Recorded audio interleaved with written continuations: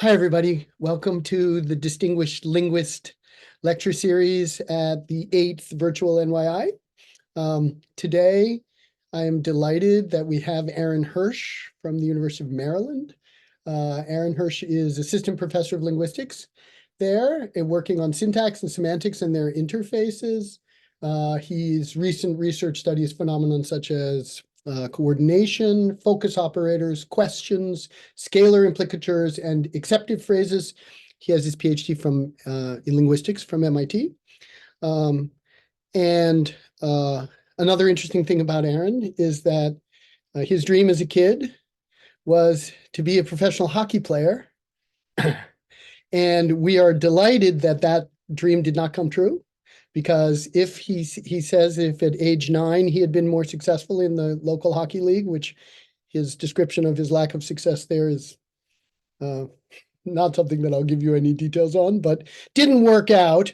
And so he went with plan B, which is formal semantics. And because of that, we get to hear him today to tell us about constraining alternatives. So with no further ado, I'll turn it over to Aron Hirsch. Thanks for being here. Thank you. Is the share working? Excellent. Okay, so thank you for coming. Thank you for inviting me. I'm really excited to be here. It's great to see you, the squares from some of you who I know, and also to see those of you who I don't know. So I'm looking forward to discussing this with you. So this is some new work that I'll be discussing today, which is joint with Bernhard Schwarz. And what we want to think about is the semantics of only. So a classical lexical entry for only is provided in 1. So only applies to a proposition P. It presupposes that P is true, and it asserts that alternatives to P are false. And so what we want to focus on here is the assertive component of only, in particular the alternative set given here as alt. So what we want to ask is what alternatives are contained in this set. So what's the makeup of alt? And this is a difficult question because it's been observed that there are constraints on what constitutes a possible alternative. And to get a feel for the issues that arise in this domain, we'll start with what's known as the symmetry problem, which has animated quite a bit of this literature. So the problem can be seen in a very basic example like the 1 and 2. So here only occurs by itself without an additional logical operator. So let's take the example, Al only cooked. And the kind of scenario we have in mind is one where Al is a child and he's being given chores by his parents. So the structure for 2 would be as in 3, where only takes propositional scope and focus occurs on cook. So in forming alternatives, cook will be replaced by different elements. But the question becomes, what elements would cook be replaced with? So one possibility is to replace cook with clean, as shown in 4. So this would give the alternative that I'll clean. And if this is in the alternative set, it would be excluded by only to deliver the entailment in 5 that Al didn't clean. And this is an entailment of the sentence. Al only cooked does say that he didn't clean. But now the problem is that there are a range of further replacements which we could imagine, which would result in alternatives that actually aren't attested. So another possibility might be to replace cook with not clean, as done in 6, where the replacement contains negation. So the alternative is then that Al didn't clean. And if that's in alt, it would be excluded as in 7 to derive the inference that he did clean. And this is not an entailment of the sentence. Al only cooked doesn't say that he also cleaned. And moreover, this entailment would contradict the one which we derive from the prior alternative, which is in fact attested. So this is an instantiation of what's known as the symmetry problem. The alternatives that we're thinking of are such that one is the negation of the other. Al cleaned, Al didn't clean. So if both of them were excluded, we then end up with contradictory entailments. Now, to solve the problem, to capture the intuition, what we need to do is constrain the alternative set in the way shown in 8. It should contain just the positive alternative that Al cleaned and not the negative alternative that he didn't clean. So now the question that we need to ask is, what is responsible for introducing this kind of constraint? And in particular, we want to think about what system is responsible for imposing restrictions on the alternative set. Do these restrictions come from the grammar, or do they arise more pragmatically through interaction with discourse factors? So since Ruth's thesis, it's been recognized that both the grammar and pragmatics can play some role or other in determining the alternative set. So we could write as in 9 a general recipe for computing alt. Alt reflects the intersection of two sets, one of which is a set of alternatives given by the grammar, what are known as formal alternatives, and the other is a set of alternatives given by the context, which is indicated here as C. So alt then contains a contextually provided subset of the formal alternatives. Now, to respond to the symmetry problem, constraints have been introduced in the grammar so as to restrict the derivation of the formal alternatives. A particularly influential proposal in this vein was put forward by Fox and Katsir, and that's the one that we want to engage with in the talk today. So what they suggested is that alternatives are formed as syntactic objects by replacing the focus with constituents of equal or lesser structural complexity. So this equal or lesser component is then what's crucial in placing a restriction on the alternative set. So the syntax of the example will be as in 10, where focus occurs on cook, which in syntactic terms is just a simplex VP. So cook can be replaced by clean because it's equally complex to cook. But it can't be replaced by not clean because that's more complex due to the presence of the negation. So given the structural complexity constraint, just the positive alternative is generated in the grammar, which then responds to the symmetry problem to derive the alternative set that we saw. So Fox and Katsir's constraint offers a very simple and principled account of the symmetry problem, and it's also led to a range of other important results.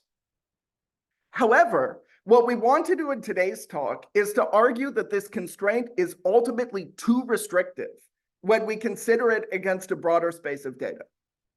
So we want to observe a series of cases where structurally more complex alternatives are attested in violation of the constraint. And to do this, we're going to consider question-answer pairs, where only occurs in the answer to an explicit question. And what we'll see is that given the right choice of question, more complex alternatives are eligible to be an alt. And so the discussion will be split through 3 cases. In cases 1 and 2, we'll look at data where alternatives containing negation actually are attested. And then in case 3, we'll look at an instance where another kind of more complex alternative is attested, in particular, alternatives containing coordination, specifically disjunction. So based on these results, we'll be led to pursue a more permissive view with respect to how alternatives are computed. So what we want to suggest is that more complex alternatives are permitted by the grammar, and that their presence at alt is then regulated pragmatically by an aspect of the discourse context. And in particular, we want to home in on the question under discussion following some recent works. So then in the last part of the talk, we'll circle back to the symmetry problem that we looked at the beginning and see how this line of reasoning might help shed light on that issue as well.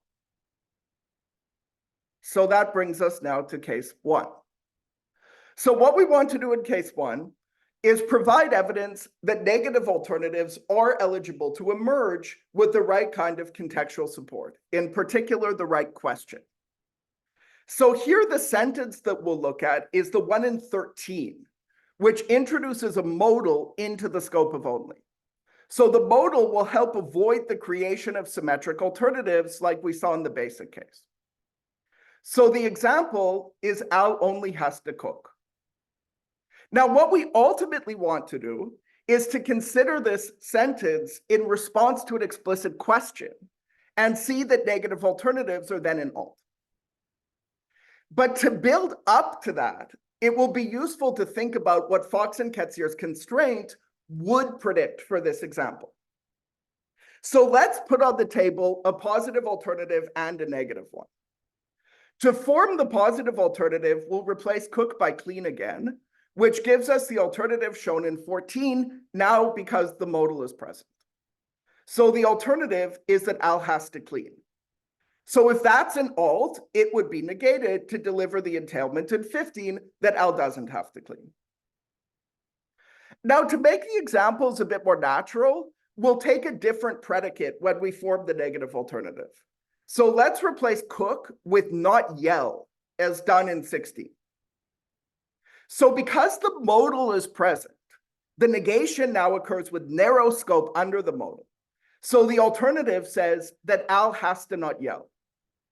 So if that's an alt, it would get negated as in 17 to deliver the entailment that Al doesn't have to not yell. Or put more simply, he can yell. So now, which of these alternatives is predicted by Fox and Ketzier's algorithm, and what are the predicted entailments, therefore? So in this case, the syntax is as in 18, where focus occurs on the simplex VP cook.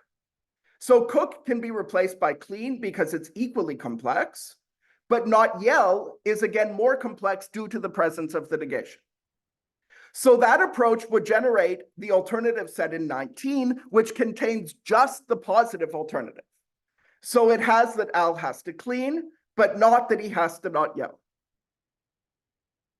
Now, if we look at the sentence out of the blue, this prediction seems quite reasonable. The predicted entailment pattern would be as in 20, where the sentence should entail 20A, but not 20B. And that seems quite right. So Al only has to cook does say that he doesn't have to clean, but it doesn't really seem to say that he is permitted to yell. However, when we add an explicit question, what we want to observe is that then both entailments can clearly be attested, indicating that both of the alternatives can then be an alt with the support of the right question. So the data point that we want to think about is now the core example in 21, which adds a question preceding our sentence. What conditions does Al have to meet to get his allowance? He only has to cook. So now, what does the sentence say? Well, the intuition is that the sentence says that cooking is a sufficient condition for Al to get his allowance. In other words, there are no other conditions of any kind, whether positive or negative, that Al has to meet for the allowance to be meted out. But to derive that, it must be that entailments are generated not only based on the positive alternative, but also based on the negative one. And we can see this by going back to the alternatives that we ruminated on a moment ago. So let's go back now to 22, the positive alternative that Al has to clean. So that, if it's an alt, would be negated to deliver this entailment, which is again an entailment of the sentence. What conditions does Al have to meet to get his allowance? He only has to cook. This clearly says that he doesn't have to clean to get his allowance. And to convince ourselves really completely that this entailment is definitely there, we can consider a scenario where it would come out false. And if the sentence does carry the entailment, then the sentence should be false in this scenario. And that's what we see relative to the facts in 23. So suppose that the situation is such that Al has to cook, but he also has to clean to get the allowance. Now we can't truthfully answer what conditions does Al have to meet to get his allowance with he only has to cook. And if we did answer that way, we should get called out, as in 24, no, he also has to clean. So what this suggests then is that the sentence really does entail that Al doesn't have to clean, and that entailment is contradicted in this scenario, so the sentence comes out false. Now, this is not all that surprising. What is striking is that the pattern is exactly the same when we look at the negative alternative. So now let's go back to 25, where we replace cook with not yell. So the alternative is that Al has to not yell. And as we saw before, if that's negated, it would give rise to the entailment that Al doesn't have to not yell, or otherwise said he can yell. But now that is actually an entailment of the sentence. So what conditions does Al have to meet to get his allowance? He only has to cook. This does say that as far as his allowance is concerned, he can yell. In other words, he can yell and still get his allowance so long as he cooks. And again, we can convince ourselves that this entailment is really there by looking at a situation where the sentence would come out, where the entailment would come out false, and showing that the sentence is then false. And that's what we can see relative to the revised facts in 26. So suppose that there are two conditions on Al, but now one is negative. To get his allowance, he has to cook and he can't yell. Now, if we're asked, what conditions does Al have to meet to get his allowance? We cannot truthfully answer, he only has to cook. And if we did, we should get called out, as in 27, no, he also has to yell. So the sentence comes out false in this scenario, which is predicted based on the entailment from the negative alternative. The sentence does entail that as far as his allowance is concerned, he can yell, and that entailment is not verified in this scenario, leading to the false judgment. So in turn, then, we're led to the conclusion that the alternative set in this case is actually as in 28. It contains not only the positive alternative, but also the negative one. So it contains not only that Al has to clean, but also that he has to not yell. And this now poses a challenge for the Fox and Katsir constraint. Because as we saw before, that would not generate the negative alternative because of the complexity associated with negation. So this brings us then to the crucial empirical result of case one, being that negative alternatives can be available in spite of their greater structural complexity when they're brought out with the support of a contextual question. So it looks like the constraint based on syntactic complexity in the grammar is too restrictive in that it blocks the negative alternatives altogether. So this leads us then to a more permissive view of how alternatives are computed, which we want to elucidate now in section 3. So to reiterate the desideratum from case 1, it should be that the grammar does allow for structurally more complex alternatives because they can be attested. Whether or not they're available in alt should then depend upon a question. So with these desiderata in mind, let's return to the recipe in 29 for computing alt. So alt reflects the intersection of two sets, one of which is the set of formal alternatives that's given by the grammar, and the other is the set of alternatives given by the context C. So we need to make two changes. What we need to do, first of all, is to lift the structural complexity constraint on the grammar so that more complex alternatives, including the negative ones, are generated among the set of formal alternatives. Then, whether or not they're in alt is going to depend on the value for C. So to understand the data from case 1, we need to understand why the question that we gave in case 1 allows the negative alternatives into C and in turn then into alt. So the goal here is to understand the data from case 1 in these two steps. We want to lift the structural complexity constraint on the grammar, and then we need to home in on the question and understand how that impacts the value for C. So the first thing we want to do then is to lift the constraint on the grammar.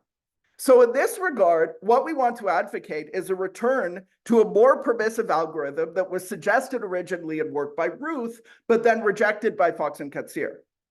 So what Ruth proposed is that the focus is that alternatives are not computed as syntactic objects, but rather semantically, by replacing the focus with any element of the same semantic type.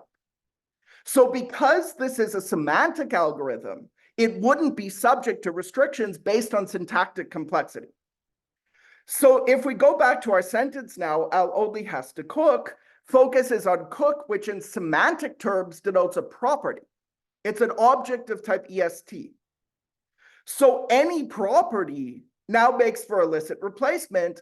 And what's crucial is the properties can be either positive or negative, as shown in 30. There's the property of cleaning and the property of not yelling. And so in forming alternatives, we can replace cook with either of those, which will give the formal alternative set shown in 31. So it now contains not just the positive alternative that Al has to clean, but also the negative alternative that he has to not yell. So as far as the grammar is concerned, complex alternatives are now allowed. So what the question becomes is what alternatives are present in the set that's given by the context being C. So now we need to home in on the C component. So here what we want to do is to follow a suggestion that was put forward by Roberts and then pursued in work by Beaver and Clark and more recently by Katsir. What they suggested is that C is always anaphoric to a question, in particular the question under discussion. So the assumption is that a question denotes a set of propositions which constitute the possible answers to that question, what's known as the Hamlin set after Hamlin 1973. So the idea then is that the answers in the Hamlin set will provide the value for C. So those will become the alternatives that are in C and then play a crucial role in determining alt.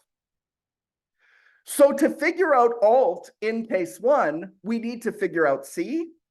And to do that, we need to think about what are the possible answers to the question that we thought about. So let's now go back to the question repeated from 21A. What conditions does Al have to meet to get his allowance?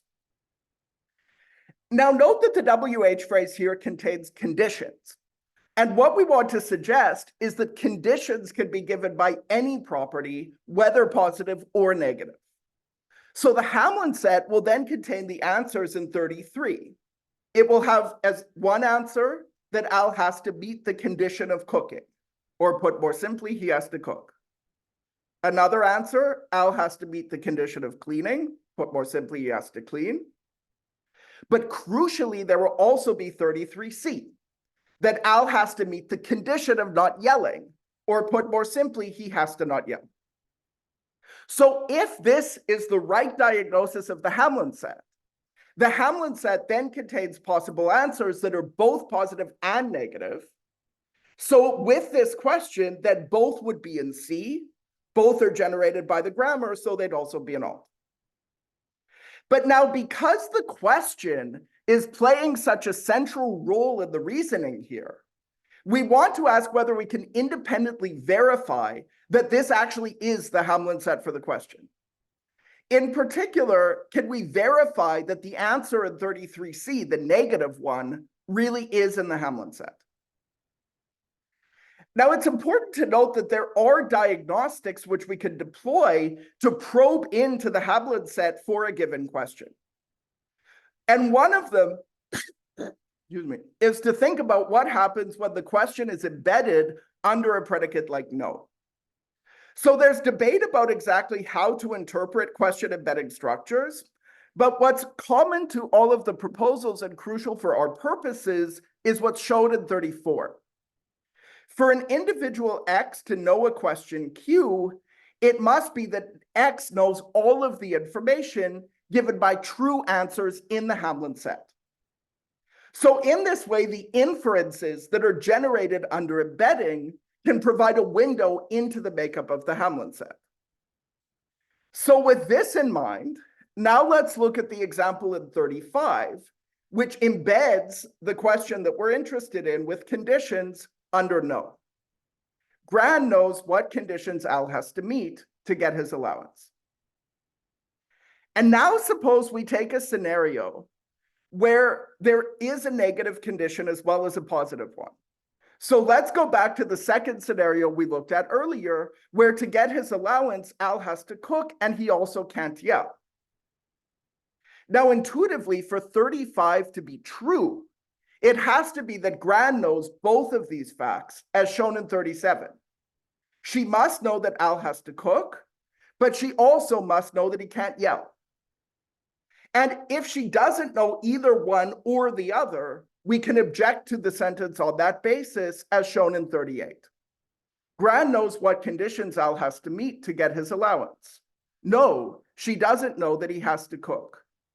No, she doesn't know that he can't yell. Both of those are plausible continuations. So what these intuitions suggest is that when the question is embedded under no, inferences are generated about the negative answer that Al has to not yell, indicating that it really is in the Hamlin set as we suggested. And so now all of the ingredients are in place to understand the data from case 1. So the question answer pair is repeated in 21. So what we've seen is that by Ruth's algorithm, positive and negative alternatives are generated by the grammar. And moreover, they're will be present in C because the question provides them via its Hamlin set. So positive and negative alternatives are in FA and in C, and therefore in alt. So we get to the predicted alternative set containing both that Al has to clean and that he has to not yell. Now, before going on to case 2, it's useful to note that this account makes a crucial and basic further prediction, because it's ultimately the question which decides whether or not the negative alternatives make it into C. By changing the question, we should be able to affect whether those alternatives are in C and then in turn in alt or not. So it's not just the presence of a question that matters, but the content of that question by this line of reasoning.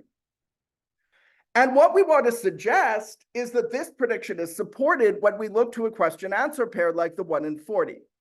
So this again is the same sentence, and now it's with a different question.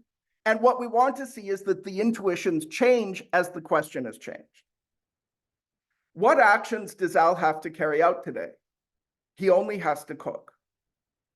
So now what's the predicted alternative set? Well, what's predicted depends on the question. So we need to think about the possible answers to the question. And now the question is about actions rather than conditions. And what we want to suggest is that actions are most naturally given only by positive properties. So the Hamlin set would then be as in 41, which contains just positive answers.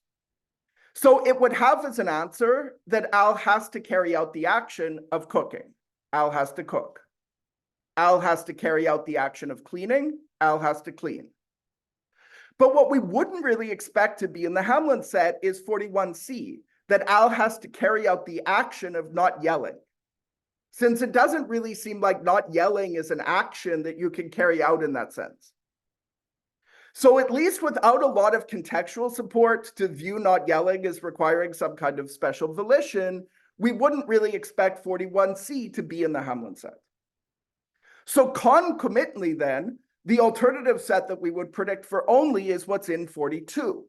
So just the positive alternatives are in C, and therefore just them would make it into alt. So alt should now contain the positive alternative that Al has to clean, but not the negative one that he has to not yell. And intuitively, that seems right.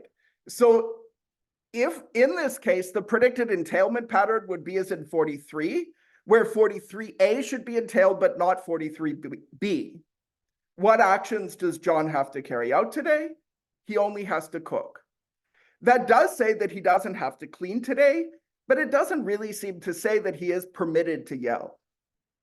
And we can moreover verify this based on an observed contrast in felicity between the continuations in 44, which object to the sentence based on one or the other entailment.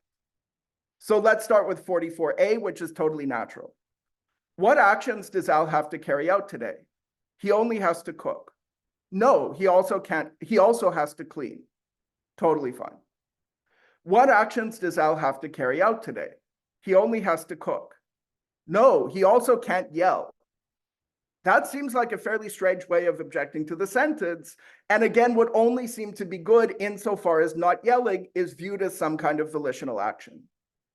So it does seem that the choice of the question, in particular here the mention of actions, does make a difference to whether or not the negative alternative is available, and in turn, whether the entailment that it generates is observed. And that brings us now to the end of case one. So what we've done so far is to motivate a view of alternatives where more complex alternatives are permitted by the grammar and regulated by the QUD. So now what we want to do in cases 2 and 3 is to provide richer empirical support for this general picture. So we want to identify more cases where complex alternatives can be detected in violation of Fox and Katzir's constraint. And we want to see that in these cases, the alternative set that we observe is predicted in the question-driven approach that we've advocated for case 1. So now we move to case 2. So here we want to think about the question-answer pair in 45. And what we want to do again is to show that the alternative set contains negative alternatives in these data. So here the question will induce focus on a propositional complement. It rained. So suppose that you go up to Mary for a weather report, you come back, and then the discourse in 45 takes place. What did Mary say? She only said that it rained. Now, what does the sentence say? Well, intuitively, it says that Mary said that it rained, and that's it. She didn't say anything else about the weather, whether positive or negative. And so, for instance, to be concrete, we get both the entailments in 46A and 46B. The sentence says both that Mary didn't say that it snowed, but also that she didn't say that it didn't snow. So to generate both of these entailments, it must be that the alternative set, again, includes both positive and negative alternatives. So the target alternatives are then as in 47. In 47A, it rained is replaced by it snowed. So the alternative is that Mary said that it snowed. And in 47B, it rained is replaced by it didn't snow. So the alternative is that Mary said that it didn't snow. And each of those should be an alt, so they're each negated to derive the inferences that we saw in 46. But now, because of the second alternative, the negative one, we do have another challenge to the Fox and Katzir constraint. So the syntax of the example would be as in 48, where focus occurs on the TP, it rained. So by the structural complexity restriction, it rained can be replaced by it snowed because that's equally complex, but it cannot be replaced by it didn't snow because that's more complex. So Fox and Katzir's algorithm would generate just the positive alternative, which is not sufficient to capture our intuition in this example. So again, we're led to the conclusion that we need a more permissive algorithm. And what we want to suggest is that the question-based approach that we applied in case 1 extends directly now to case 2. So in semantic terms, adopting Ruth's algorithm, focus occurs on the proposition it rained. So any proposition then constitutes a good replacement as we form the focus alternatives. And what's crucial is that propositions can be either positive or negative, as shown in 49. There's the proposition that it snowed and the proposition that it didn't snow. So the formal alternative set that's predicted is then what's in 50, which crucially contains both of the target alternatives, the positive one and the negative one. And moreover, we would expect both of them to be supplied by the question in this case as well. So we need to go back to the question from 45A and think about what are the possible answers to the question, since that will determine the value for C. So the question is, what did Mary say? And here we want to suggest that what ranges over all propositions, whether positive or negative. So the possible answers would then be, as in 51A through C, for instance, that Mary said that it rained, that she said that it snowed, and crucially, that Mary said that it didn't snow. The crucial one being the negative answer in 51C. And again, we can verify that this answer, the negative one, really is in the Hamlin set by considering intuitions when the question is embedded. So suppose we take 52. John knows what Mary said. Now, intuitively, this says that John knows everything Mary said, whether positive or negative. So suppose that she did say the negative proposition, that it didn't snow, but that John doesn't know that. Then the sentence in 52 would be false, and we could object to it on that basis. John knows what Mary said. No, he doesn't know that she said it didn't snow. That's totally a plausible continuation. So what that suggests is that, again, inferences about the negative answer are generated when the question is embedded under no, indicating that the negative answer really is in the Hamlin set. But then all of the ingredients are again in place to capture the alternative set now in case 2. So the negative alternatives are among the formal alternatives. They're among those in C, given the question, and so therefore they make it into alt. So we get the alternative set with both the positive and the negative alternative. So far, in cases 1 and 2, we've established that when a question supplies negative alternatives, those are available to only, even if they're structurally more complex than the focus. And we brought this out with the support of a contextual question, considering 2 different questions in cases 1 and 2.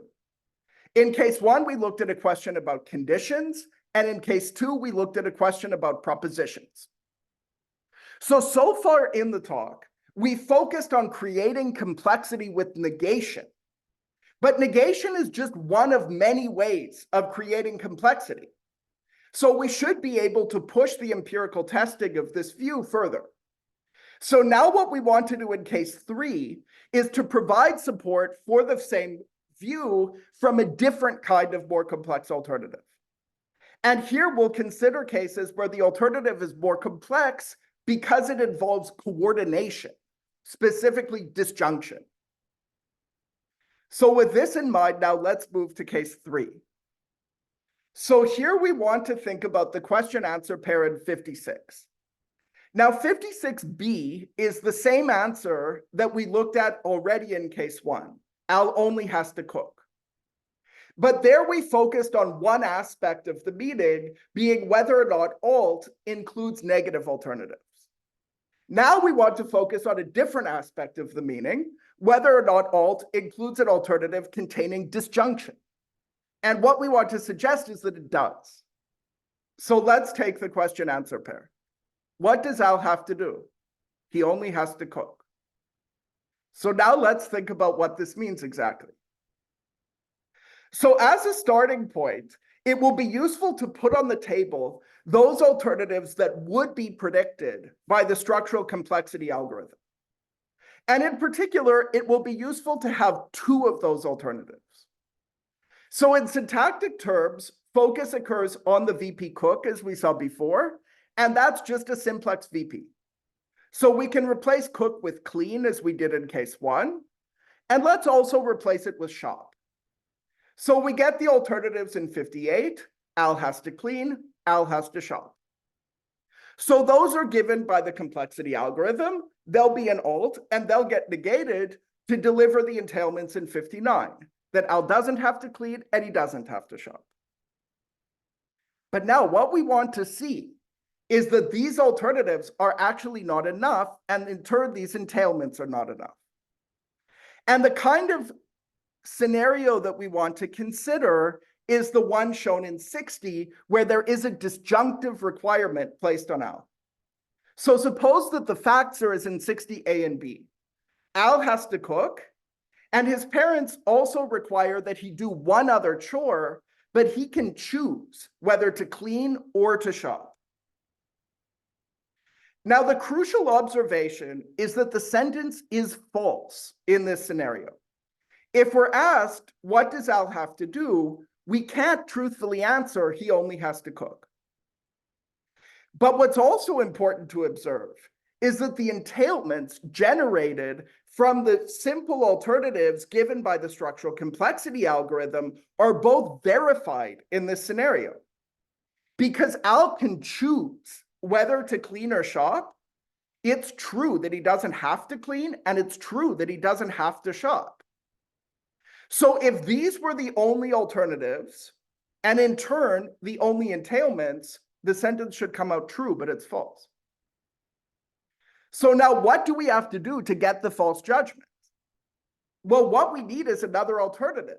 We need another alternative for only to negate, to introduce another entailment, which isn't verified in our key scenario, which involves the disjunctive requirement. But the alternative that we need is the one in 62, which contains disjunction. So the alternative should be that Al has to clean or shop. If that's in alt, it will be negated, as shown in 63, to derive the entailment that he doesn't have to clean or shop. And that entailment fails in the scenario that we considered, where there is the disjunctive requirement placed on Al. So if we have this alternative, we can understand the false judgment. But now what's important to observe is that this alternative is structurally more complex than the projacent. So recall that the syntax of the example is as in 64, where focus occurs just on the simplex VP cook. But to derive the target alternative, we need to replace cook with clean or shop. But that's more complex because it involves disjunction. So again, then, we have another instance where the structural complexity constraint goes too far in bleeding alternatives. It blocks the disjunctive alternative, it won't generate it, but that alternative isn't tested. So what we need then again seems to be a more permissive algorithm for computing alternatives, which will give rise to the disjunctive alternative in this case. And what we want to suggest is that the same algorithm which we deployed for the negative cases in 1 and 2 extend now to predict the disjunctive alternative here in case 3. So in semantic terms, focus occurs on the property cook, as we saw before. And what's important now is that properties can be defined based on disjunction, as shown in 66. So this is the property that says of an individual that that individual cleaned or shopped. So cook now can be replaced by this disjunction to give rise to the target alternative shown in 67 that Al has to clean or shop. So by the semantic metric for computing formal alternatives, the disjunctive alternative is a predicted element in the formal alternative set. And moreover, it also should be supplied by the question itself. So let's go back to 56A. What does Al have to do? So here what we want to suggest is that with a WH phrase like what, that its domain not only includes simple properties, but also disjunctive ones. So the Hamlin set will then be, as in 68, crucially including 68D. So it will have as possible answers, Al has to cook, Al has to clean, Al has to shop, but crucially also, Al has to clean or shop. And again, we can verify that this is in the Hamlin set based on what happens under embedding. So suppose that we continue with the same scenario where there is a disjunctive requirement that Al has to clean or shop. And now suppose we say 69. Gran knows what Al has to do. Intuitively, that does say that Gran knows the disjunctive requirement. And if she doesn't, we can call out the sentence as with 70B. No, she doesn't know that Al has to clean or shop. That's a possible continuation. So this suggests again that when the question is embedded, an inference is drawn about the crucial alternative, here the disjunctive one, indicating that it is in the Hamlin set for the question. But then again, all of the ingredients are in place to predict the observation under this approach. So the disjunctive alternative is generated in the formal alternative set. It's also provided to C by the question, so therefore it will be an alt. And that brings us to the end of the central empirical argumentation that we want to pursue here, being that the data in cases 1 to 3 seem to converge in pointing towards a particular conclusion, being that alternatives can be attested even when they're structurally more complex than the projacent. In cases 1 and 2, we saw this with alternatives containing negation, and now in case 3, we've looked at a disjunctive alternative. And we've seen that in each of these cases, the data are predicted in the QUD approach. So now in the last couple of minutes, we want to go back and end the talk where we started. So we want to show how this approach can help shed light on the symmetry problem that we saw at the very beginning of the talk. So let's return now to the very basic example, which is shown in 71, Al only cooked. So recall that in this example, only occurs by itself without an additional logical operator. There's no modal like there was in cases 1 and 3, and there's no say like there was in case 2. And we saw that this case can give rise to the symmetry problem. And moreover, we saw that the symmetry problem can be detected even in the absence of an overt question. So let's remind ourselves of the problem. The problem came from alternatives like the ones in 72, where Cook was replaced by clean or not clean. So the alternatives, because no other operator is present, are such that one is just the negation of the other. Al cleaned, Al didn't clean. So if both of these were in alt, then they would give rise to the entailments in 73, which contradict each other. And what we saw is that to capture the intuition, alt should contain just the positive alternative that Al cleaned, not the negative one. So now the question becomes, how can we understand the absence of the negative alternatives in this case in the approach that we've been pursuing in this talk? Well, unlike Fox and Katsir, we aren't in a position to appeal to the grammar to solve the symmetry problem. Because what we've tried to argue in cases 1 to 3 is that the grammar does generate more complex alternatives, including negative ones. So by this line of reasoning, we're led to the conclusion that the negative alternatives must be removed by C. But if C is always anaphoric to a question, then we're in turn led to conclude that when there is no overt question, there must be an implicit question understood. And this is part of a more general view of discourse, which was put forward by Roberts. So her suggestion is that discourse is always organized into question-answer pairs, where the question is often implicit. So from the reasoning that we've been pursuing over the course of the talk, we're led to frame the symmetry problem in a particular way. In particular, we're led to ask, what is the implicit question that gets accommodated? And why is it that question as opposed to others? So as this illustrates, when only occurs out of the blue, the expectation is that constraints on alternatives should reduce to constraints on accommodation of an implicit question. Now, we won't be able to pursue this fully in the talk, but we just want to give a flavor for how we might think about the symmetry case based on this line of reasoning. So in the symmetry case, the target alt contains just positive alternatives, so it must be that the implicit question only provides those. It must have just positive answers. So a possible question to accommodate would then be the one in 75. What actions did Al carry out today? As we saw towards the end of case 1, actions are given by positive properties. So the Hamlin set would then be as in 76, containing just positive answers. It contains that Al cleaned, but not that he didn't clean. So if this is the question, then just the positive alternative will make it into C and in turn into alt, solving the symmetry problem in the intuited way.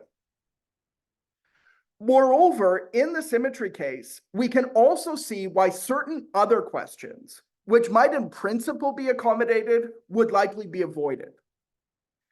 So another question to consider might be 77, what conditions did Al meet today?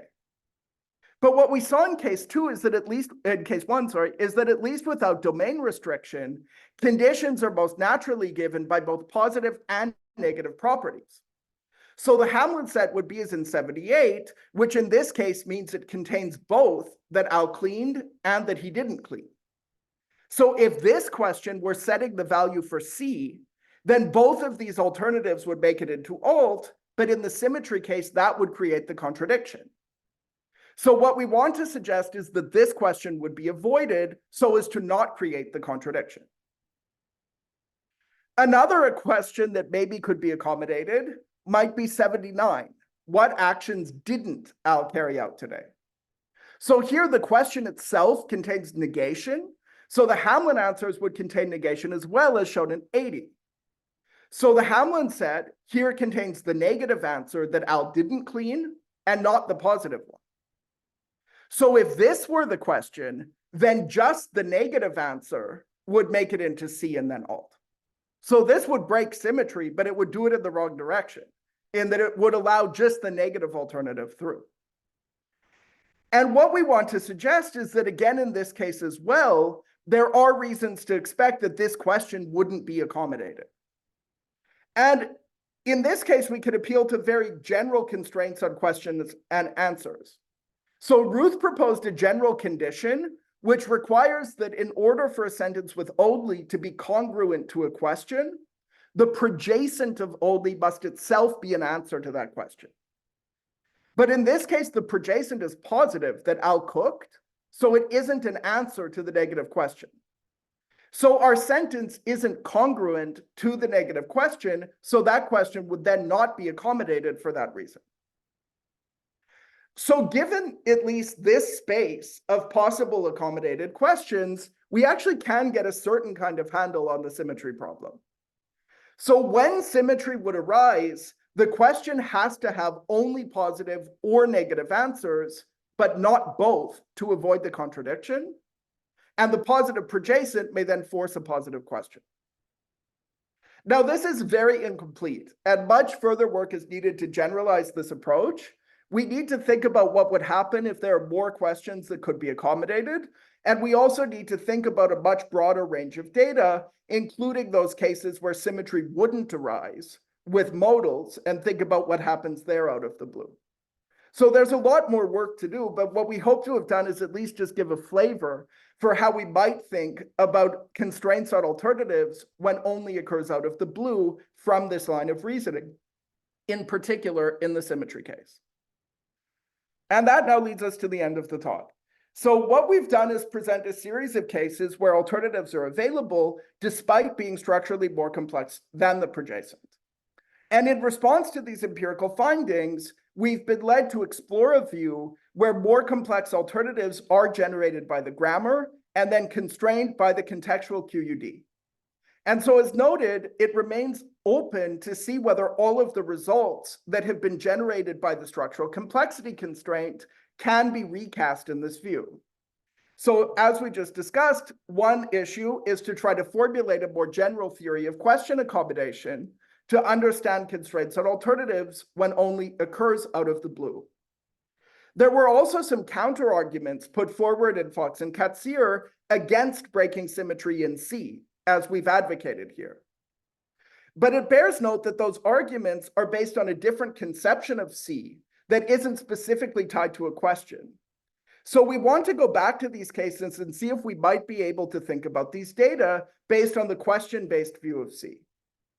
So there's more to do, but what we hope to have done in today's talk is to provide the empirical foundation to argue that these might be fruitful directions to pursue.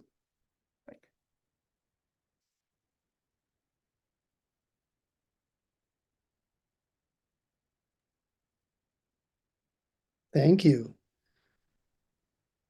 Thank you so much, Aron. People can, if you want to unshare for a second, and then we can always bring it back up if we need it for the questions. And we'd also ask the audience to come back with your cameras on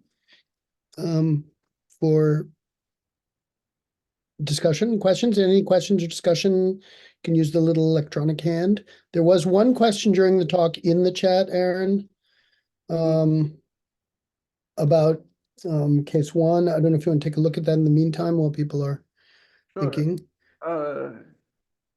Yeah, so regarding case one, what is the evidence that the VP Cook is focused and not the modal phrase besides prosody? Okay, yeah. Thanks for that question. That's a great question. So let's go back. Oh, you can't see. Sorry, let me reshare actually. Here we go. Can you see this again? Yeah. Okay, perfect. So let's go back to the question answer pair. So what conditions does Al have to meet to get his allowance? He only has to cook. Yeah, thanks so much for this question. So I think it's possible that the modal phrase maybe could be focused. And I think the logic would largely go through in a parallel way if the modal phrase were focused with some changes here and there. So in order to generate the inference that Al can yell, one still needs a negative alternative. And then that negative alternative could take different forms if the modal is included in the focus. So it could still be that Al has to not yell. If the modal is on the focus, if the focus is on the modal, there includes the modal, there might also be can't yell as an alternative, and then that maybe could get negated to give can yell. But it seems, at least on my current thinking about this, it seems hard to not have the negation within the alternative. And then as long as the negation is within the alternative, the logic with respect to the comparison between the structural complexity algorithm and a question-based approach should be able to go through. So because there's no negation anywhere in the projacent, then if there's negation in the alternative, that would involve more complexity. So whether the modal can also change or not, it seems like the crucial alternative would have to contain negation and then in that sense be more complex. So I totally agree that that's a possibility and that does affect it in some respects the way one makes the argument. And it seems to be sort of that the core of the argument being whether or not the negation is included in the alternative and predicted to be generated by the complexity algorithm, that should be replicable with either of the two focus structures. Does that answer your question?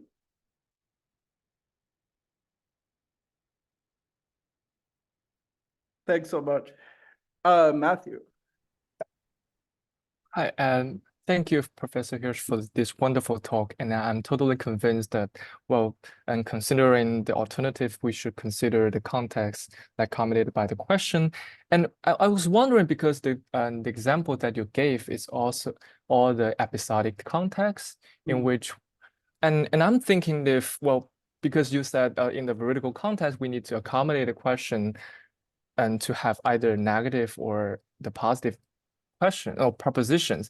And I'm thinking of, like, for example, the mental state or other stative predicates in which you can like express certain state using a negative proposition, like the question, what was the mental state of L yesterday? And maybe the possible answer, because I'm not a native speaker, I don't know whether it's grammatical first to say L was only happy. And then, well, this sort of mental state, this alternative set, I think should include like not happy, like happy or angry, not angry, and so on and so forth. So I was wondering if your approach would have to like restrict the alternative or restrict the question on the discussion as to those stative predicates. Yeah, that's a great question. Thanks so much. Yeah, so this isn't something we've thought about actually, how stative predicates fit into the picture. And the statement of the problem that you just gave seems totally on point to me, right? Yeah, so yeah, I see, right. So sort of the logic of the example is that what was the mental state of Al today? It should be that mental states can be either positive or negative. Here, there isn't a modal present, so one might expect this case to recreate the symmetry issue in a sense. Indeed, yeah. So I think what we would expect here is that if one asks this question overtly, I think the answer is exactly what you suggested, being that there would have to be some domain restriction that takes place. And then it would have to be a matter of what the right theory is of domain restriction to predict that goes in the right direction. And I think this can also, be something that could arise with the conditions question too. So if we go to the example in case 3, I sort of just flashed quickly at the end and said that the conditions question wouldn't be accommodated.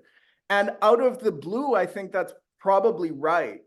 But if we actually ask the conditions question overtly, it doesn't really come out bad. So if you say, what conditions did Al meet today? He only cooked. That isn't, completely impossible in any sense. And so what we were thinking for that case is that there maybe it would have to involve domain restriction.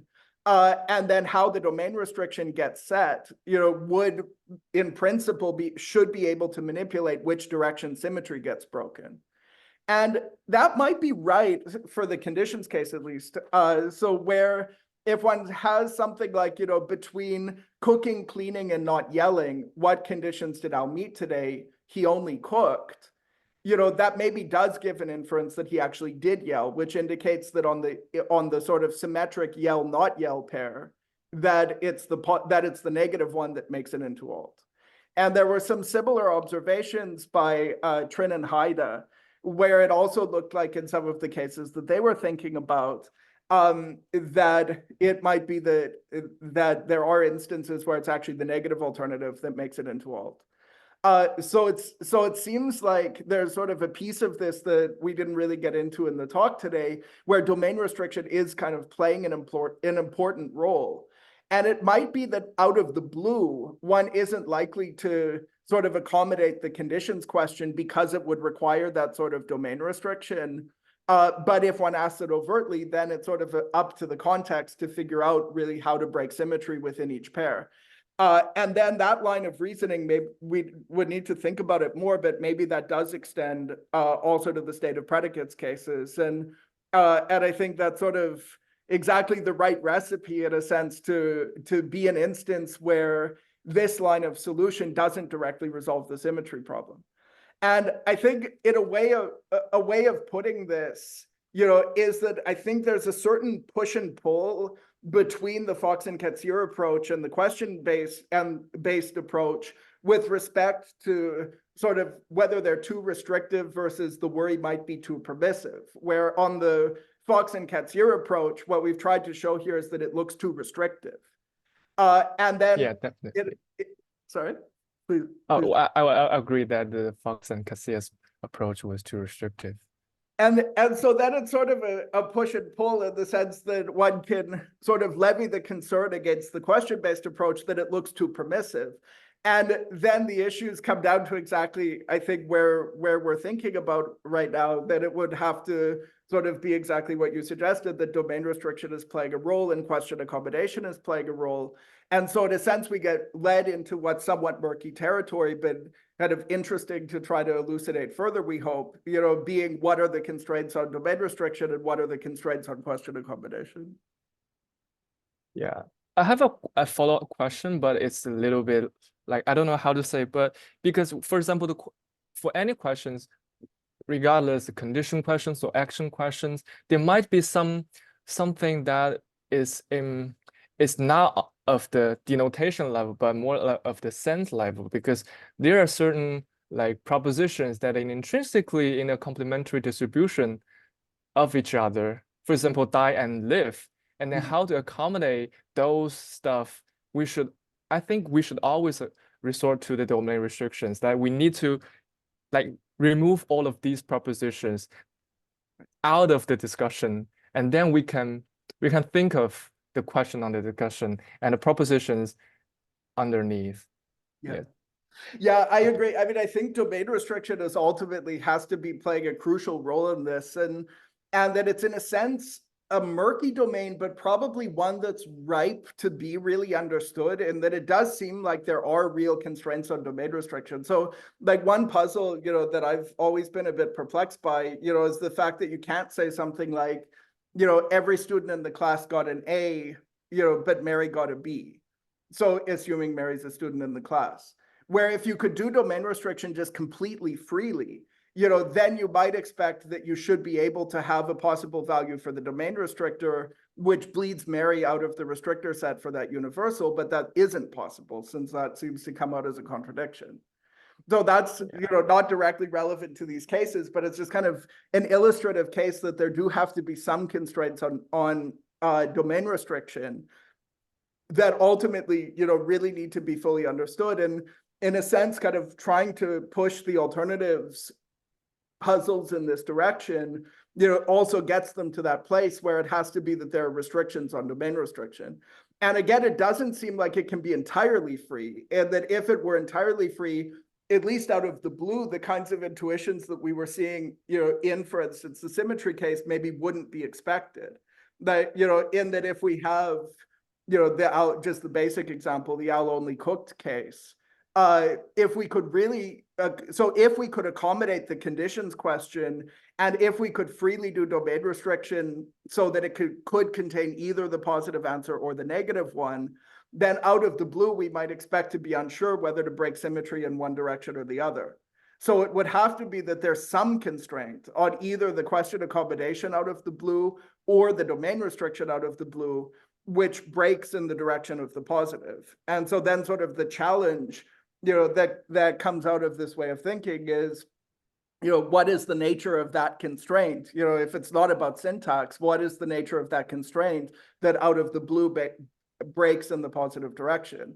And I completely agree that sort of a piece that we didn't have time to get into here, but is ultimately very crucial, is not only on what question gets accommodated, but also on how the domain of that question gets set. Thank you so much for the explanations. And thanks also for the state of example. That's a really interesting one that we need to think about more. Thank you, Aron. In the chat, maybe unshare the slides again. And then in the chat, there's a follow-up, or maybe not a follow-up, but another question from Daniar who asked before, and also Asher who can't turn on a mic. So maybe take Asher's first because that's the most recent one, the new one. And you could, do you want to read it out so that everyone, well, people can see it probably in the chat. Let me read it out. So thank you very much for this question. So my question is about the context set, namely the QUD or answers to them. Could it be possible that we use a set of questions as the C for the utterance, given that we may ask several questions at the same time? Yeah, that's an interesting question. So I think my inclination would be to think that we probably go question by question. But then in cases where there are multiple QUDs that are provided in the context, it ultimately kind of becomes a more challenging question to figure out which of them is the most immediate QUD. So if we kind of pursue the Roberts view, then in her way of thinking, question is kind of, discourse is really organized sort of question, answer, and there can be richer discourse trees where there are kind of sub-strategies, where you pursue sub-questions that are ultimately leading to a superordinate question. And so if questions are related, in that view, there might be ways of tying them together into these richer discourse trees that can kind of capture the intuition that we're not just, asking unrelated questions at the same time, but maybe related ones. But then there's still the question about how to determine the alternative set for alt once one has something like that richer discourse structure. And I think my starting hypothesis, at least, whether it's right or not, I don't know, but my starting hypothesis would be to think that maybe it is the most immediate question, which is providing the alternatives for only. And it might be that there's some empirical purchase to that, or at least to sort of have some more narrow view of what question exactly is feeding into only. So this might be a line of strategy to try to answer some of the counter arguments that were raised in the literature against breaking symmetry in C. So they're kind of the empirical strategy of the arguments that they give is kind of to look at cases where the negative alternative is salient in the discourse and show that that isn't enough for only to generate an entailment based on the negative alternative. And what that one way of thinking about that from this kind of line of approach might be that salience of the discourse isn't enough to make it an answer to the most immediate question, so that even if it's salient to the discourse, it might not be in C if the way we decide C is looking at the most immediate QUD. And so there might be cases where one sort of can see instances where something is discourse salient, but still isn't a good alternative for only, that might push more and more towards a more restrictive view of exactly how C is set given the context, so that not everything that's provided in the context does allow for an alternative to only. But there's a lot more there to think about exactly, what the right divide is and sort of where exactly, kind of how salient you need to be in the context to count as an answer to the most immediate QUD. It's just one case that comes to mind where there might be empirical purchase to thinking that there are real constraints, on what is that's provided in the context can provide the alternatives to the only. I hope that answered the question. Thank you very much. Yeah, and then there's one there just before that one from Daniel. I don't know, Daniel, you're out there. Do you want to speak it or let Aron just take it? It's probably the last one we have time for. Not hearing anything, so go ahead, Aron. I'll read it out. Yeah, thank you very much for this question. So this doesn't generalize to disjunction, but still, suppose negation requires a feature on a highish head between the modal P and the VP. Feature mismatches should be allowed to negate alternatives with the subject of different person features when the subject is focused. That the difference between focusing the modal P and the VP could be relevant to the argument. Yeah. Thanks so much for that point. I fully agree. Right. So so there is. Oh, you can't see this. Yeah, maybe let me share again. So if we go to case one. So to make sure I'm following right, but I think I am. So if there's a head between say the modal and the VP where there's something like polarity, so say for argument's sake that there's a polarity head between the modal and the VP, then if the polarity head were always present in the structure, then it would impact the choice between the Fox and Katsir, the question-based approach, in that if the focus were high enough to include the polarity head, then it may be that adding negation actually wouldn't add structural complexity. And so that's definitely a possibility and a very interesting one to consider. So it seems to me that a question to ask in that domain would be how the basic case goes. So if one has an example like Al only cooked, so suppose that there is a polarity head just outside the VP. I think the question that one would be led to ask, it seems to me, is whether the phrase that includes that polarity head can be focused in two, as well as in the case where there's the modal present.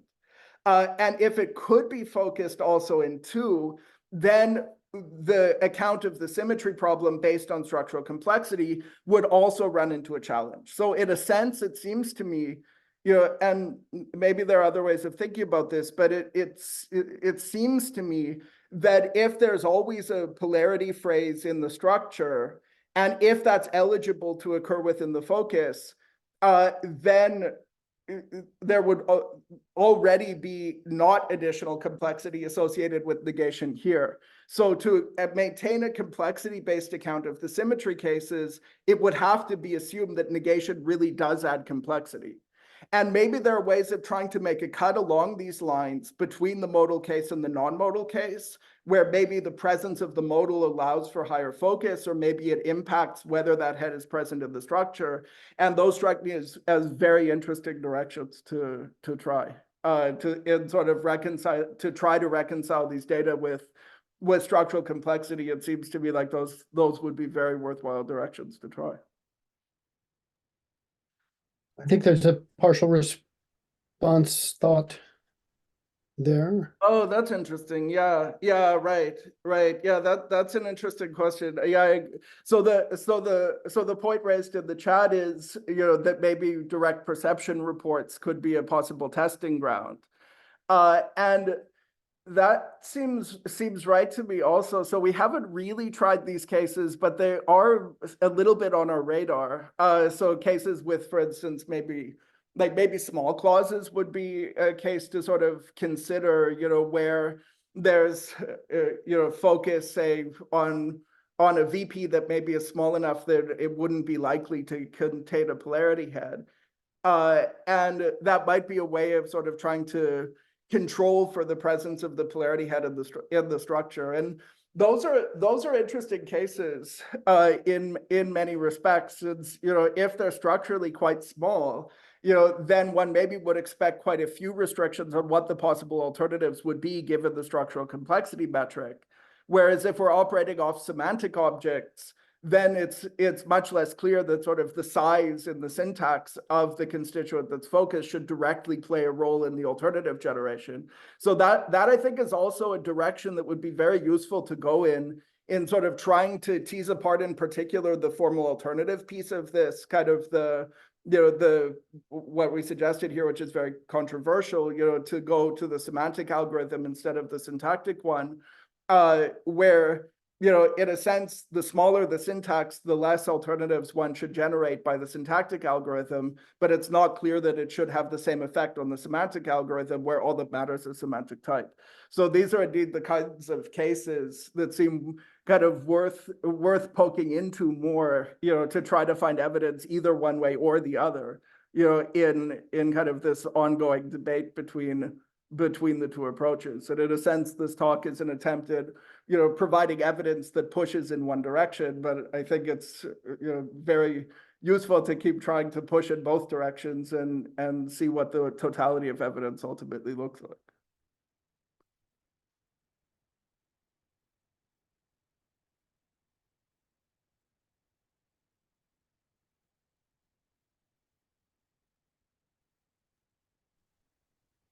Thank you so much, Aron. I think we're kind of out of time, but if you'd be willing to share the slides later with us, we can post them and people can maybe send you emails if they have more questions.